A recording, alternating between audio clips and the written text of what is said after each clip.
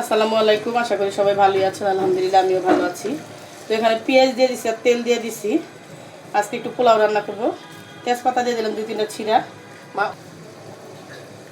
আরও 2-3টা দিয়ে দিতেছি দারচিনি এলাচি আর কি।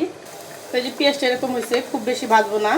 আমি কিন্তু আসলে পোলাও তো ভালো রান্না করতে পারি না, তারপর আপনাদের সাথে এমনি শেয়ার করলাম। নর্মালি যে রান্নাগুলো আমি ঘরে করি আর কি, এই জন্য চালগুলো দিয়ে দিতেছি। তো চালটা ভালো করে ভাইজা নিব।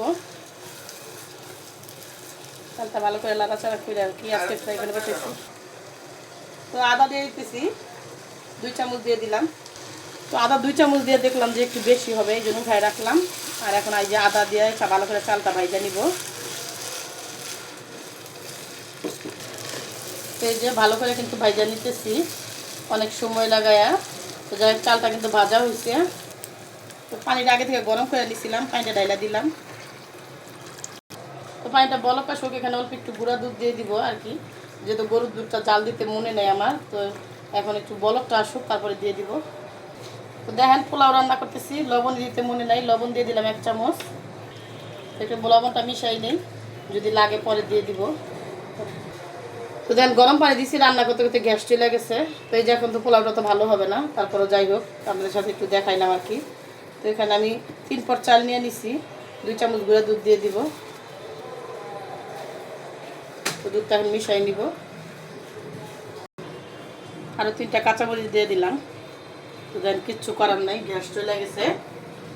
তো ডাইকা দিয়ে আমি আবার গুঁড়া দুধ পোলাওতে দিতে যাই, আবার আমি একটু খাইছি, এটা মেয়ে বলতেছে কনাকে। তো এই যে গ্যাস কিন্তু একটু বাড়লো। তো যাই হোক, এই যে এখন একটু নাড়াচাড়া করে দিতেছি। তো ঢাকা ছিল, আমি বলক আইসা পড়ছে দেখে জন্য আমি একটু আর কি সরাটা তাড়াতাড়ি উঠাই ফেলছি। তো এই যে এখন দেখি কদ্দুর কি হয়। তো আবার ডাইকা দিই, তো দেখি কি অবস্থা।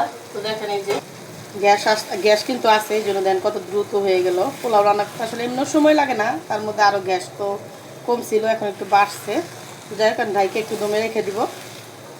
তো চুলা কমাই দিছি, এখন যাই একটু কিছু সময় দমে থাকুক, ঢাইকা দিলাম।